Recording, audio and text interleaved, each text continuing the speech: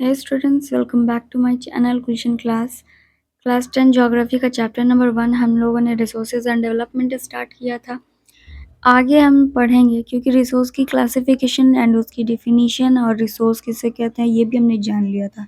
आगे हमारा टॉपिक है डेवलपमेंट ऑफ रिसोर्सेज, मतलब रिसोर्सेज का विकास।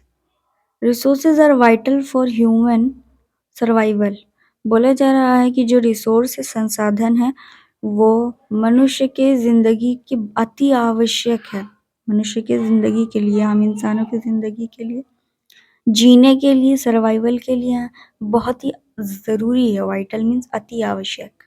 As well as for maintaining the quality of life. ठीक है, साथ ही साथ जो जिंदगी की गुणवत्ता को बनाने के लिए भी, बनाए रखने के लिए, अच्छे से मेंटेन करने के लिए भी रिसोर्स बेहद जरूरी है। It was believe that resources are gift of nature. माना जाता है ऐसा कि प्रकृति का फ्री गिफ्ट है। ठीक है, मुफ्त का उपहार है रिसोर्स। एज अ रिजल्ट तो उसके नतीजे हम ह्यूमन बींग्स क्या करते हैं, उसको इनडिस्क्रिमिनेटली यूज कर लेते हैं। इनडिस्क्रिमिनेटली का मतलब अंधाधुन हम यूज कर लेते हैं। And this has led to the following major problems. और उसी की वजह से हमें बहुत बड़ी बड़ी मुश्किलों का सामना करना पड़ता है। तो प्रॉब्लम हम जानते हैं कि कौन कौन से प्रॉब्लम होते हैं रिसोर्सेज का इनडिस्क्रिमिनेटली यूज करने से, अंधाधुन यूज करने से। सबसे पहले तो क्या होता है कि डिप्लीशन ऑफ रिसोर्सेज। डिप्लीशन के मानी होता है कमी। रिसोर्सेज की कमी होने लगती है। ठीक है, पहला आप लिख सकते हैं अगर एग्जाम में आ जाए तो, या कोई पूछ ले कि डिप्लीशन ऑफ रिसोर्सेज होने लगता है, कमी होने लगती है रिसोर्स की, फॉर सेटिस्फाइंग द ग्रीड किस ऑफ अ फ्यू इंडिविजुअल। कुछ व्यक्तियों के, कुछ इंसानों के, कुछ लोग ऐसे होते हैं कि कुछ लोगों के लालच को संतोष करने के लिए। दूसरा बड़ा मेजर प्रॉब्लम ये होता है कि इसमें बहुत सारे लोग जो होते हैं, कुछ लोग जो होते हैं वो बहुत ज़्यादा अमीर हो जाते हैं। कुछ लोग जो होते हैं वो बेहद ज़्यादा पुअर रह जाते हैं, गरीब रह जाते हैं। इसकी वजह से रिसोर्सेज, क्योंकि देखना जो भी अमीर लोग होते हैं उनके पास रिसोर्सेज बहुत होती हैं, संसाधन बहुत होते हैं। ठीक है, और वो उनसे अपना विकास कर लेते हैं, डेवलपमेंट कर लेते हैं। रिसोर्सेज जितना होगा आप उतना ही अर्न कर पाएंगे और उससे आपका स्टेटस बढ़ेगा। तो आप एक क्या बन सकते हैं, अमीर आदमी बन सकते हैं। तो वही बोल रहा है कि accumulation of resources in few hands. Accumulation का मतलब होता है जमा होना, रिसोर्सेज का जमा होना इन फ्यू हैंड्स, कुछ हाथों में, विच इन टर्न्स, उसके बदले क्या होता है, divided the society into two segments. जो समाज होता है वो दो सेगमेंट में बट जाता है, जैसे कि हैव एंड हैव नॉट और रिच और पुअर, गरीब और अमीर में। थर्ड मेजर प्रॉब्लम क्या होता है कि रिसोर्सेस के अंधाधुन यूज करने से क्या होता है कि हमारा जो ओजोन लेयर है वो डिप्लीट होना चालू हो रहा है। सबको पता होगा, सब बहुत सारे स्टूडेंट को नहीं भी पता होगा कि ओजोन लेयर जो है ना, जो हमारे पृथ्वी को, ठीक है, हमारे अर्थ को बचाता है, वो लेयर एक बनाता है जिससे कि सन की एक लाइट आती है।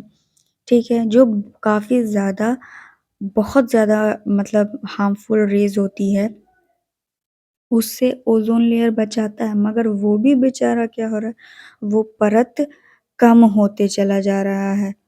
किसकी वजह से, इसी रिसोर्स का बेहद ज़्यादा यूज़ करने की वजह से। इन्वायरमेंटल पॉल्यूशन हो रहा है और लैंड डिग्रेडेशन हो रहा है। ज़मीन धंसते चली जा रही है, ख़त्म होते जा रही है, डिग्रेड हो रहा है, ख़राब होता चला जा रहा है अभी। उसके बाद ग्लोबल इकोलॉजिकल क्राइसिस भी हो रहा है, यानी कि ग्लोबल वार्मिंग हो रही है। तभी तो ओजोन लेयर भी तो है जो कि क्या हो रहा है, ख़त्म हो रहा है। Global warming, ozone layer deplete. Global warming हुआ तो ओजोन लेयर डिप्लीट हुआ। तो देखो इसमें लिखा हुआ इनडिस्क्रिमिनेट एक्सप्लॉइटेशन ऑफ रिसोर्सेज। सब किसके कारण हो रहा है, रिसोर्स के अंधाधुन उपयोग करने से क्या हो रहा है, led to global ecological crisis. एक बहुत ज़्यादा एकदम विश्व के पारिस्थितिक रूप में से एकदम उसका खात्मा हो रहा, क्राइसिस हो रहा है। जैसे ग्लोबल वार्मिंग हो रहा है कि ओजोन लेयर की कमी हो रही है, परत हट रही है धीरे-धीरे, और एनवायरमेंटल पॉल्यूशन हो रहा है एंड लैंड डिग्रेडेशन हो रहा है। आगे दिया हुआ है an equitable distribution of resources has become essential for a sustained quality of life and global peace। मतलब इक्विटेबल का मतलब होता है बराबर बराबर, बराबर डिस्ट्रीब्यूशन जो है बंटवारा रिसोर्स का हमारे जो ज़िंदगी की जो गुणवत्ता है उसको बरकरार रखने के लिए और ग्लोबल पीस के लिए, शांति के लिए, ठीक है? उसके लिए क्या है, बराबर डिस्ट्रीब्यूशन रिसोर्स का बेहद ज़्यादा ज़रूरी है। अगर ये जो नया जो ट्रेंड चल रहा है ना, ये कि रिसोर्स जिसके द्वारा रिसोर्स क्या हो रहा है कि डिप्लीट हो रहा है, जो हम इनडिस्क्रिमिनेटली रिसोर्सेज का यूज़ कर रहे हैं फ्री गिफ्ट ऑफ नेचर समझकर, तो क्या हो रहा है कि कुछ इंडिविजुअल मतलब कुछ लोगों के द्वारा, कुछ कंट्रीज के द्वारा, ठीक है, ये जो यूज हो रहा है और रिसोर्सेस की कमी हो रही है, तो the future of our planet is in danger. जो हमारे पृथ्वी, हमारे प्लैनेट का जो भविष्य है, मुस्तकबिल है, वो क्या हो जाएगा, डेंजर में आ जाएगा। उसके बाद है इसीलिए रिसोर्सेस प्लानिंग जो है, ठीक है, रिसोर्स प्लानिंग का मतलब रिसोर्सेस को बचाना, ठीक है। Resource planning is essential for sustainable existence of all forms of life. इसीलिए सब रिसोर्स प्लानिंग जो है बेहद ज़्यादा ज़रूरी है सस्टेनेबल एग्जिस्टेंस के लिए, मतलब ज़िंदगी के सभी रूप के टिकाऊ उपस्थिति के लिए रिसोर्स प्लानिंग ज़रूरी है। सस्टेनेबल का मतलब टिकाऊ, एग्जिस्टेंस मीन्स उपस्थिति। सस्टेनेबल एग्जिस्टेंस एक कंपोनेंट है सस्टेनेबल डेवलपमेंट का, टिकाऊ विकास का, ठीक है। आज नहीं तो कल तो खत्म ही हो जाएगा जिस हिसाब से यूज कर रहे हैं हम लोग। जैसे कि कोयले का हमें पता है कि कोल एक ना एक दिन ऐसा आएगा कि ना वो खत्म हो जाएगा, तो उसे काफी ज्यादा यूज किया जाता है, काफी ज्यादा काम किया जाता है, वो सारी चीजें तो रुक जाएंगी। पेट्रोलियम अगर खत्म हो गया तो गाड़ी जितनी चल रही है, व्हीकल्स ट्रांसपोर्टेशन, ये सब जो चल रहा है, ये सब किससे चल रहा है, पेट्रोल से ही तो चल रहा है। और ये अगर खत्म हो जाएगा आगे फ्यूचर में, तो हमारा फ्यूचर फिर हम कैसे डेवलप कर सकेंगे। तो इसीलिए रिसोर्स प्लानिंग हमारे लिए ज़रूरी है। सस्टेनेबल डेवलपमेंट किसे कहते हैं? सस्टेनेबल इकोनॉमिक डेवलपमेंट मतलब होता है डेवलपमेंट शुड टेक प्लेस, मतलब कि विकास करना चाहिए इस तरीके से कि बिना डैमेज किए हुए वातावरण को, जो हमारा इन्वायरमेंट है उसको बिना डैमेज किए हुए, and development in the present should not compromise, और जो विकास हम लोग कर रहे हैं उसके साथ कोई भी कॉम्प्रोमाइज नहीं करना चाहिए प्रेजेंट में, with the needs of the future generation, मतलब कि जिसको हमारे फ्यूचर जनरेशन को ज़रूरत है। हम लोग तो चले जाएंगे पर हमने तो सारा यूज़ कर लिया, तो हमारे फ्यूचर में जो लोग आएंगे, वो जो फ्यूचर जनरेशन होगी हमारी, वो क्या ही यूज़ करेगी। सारा खाना हम ही खा जाएंगे तो फिर घर वाले क्या खाएंगे। सही बात है, तो हमें कुछ खाना तो बचा कर रखना होगा ना।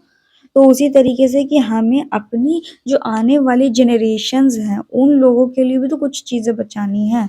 तो बिना इन्वायरमेंट को हम हानि पहुँचाए, डैमेज किए हुए हम रिसोर्सेज की सुरक्षा करते हैं, उसे ही हम कहते हैं सस्टेनेबल डेवलपमेंट, आगे वाली फ्यूचर्स के लिए जो हम जमा कर रहे हैं।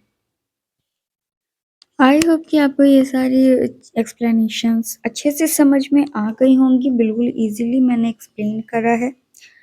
अगर मेरी एक्सप्लेनेशन आपको समझ में आई है तो मेरे चैनल को सब्सक्राइब, लाइक एंड शेयर करना ना भूलें, ठीक है, और बेल आइकन को ज़रूर प्रेस कर देना। Thank you for watching.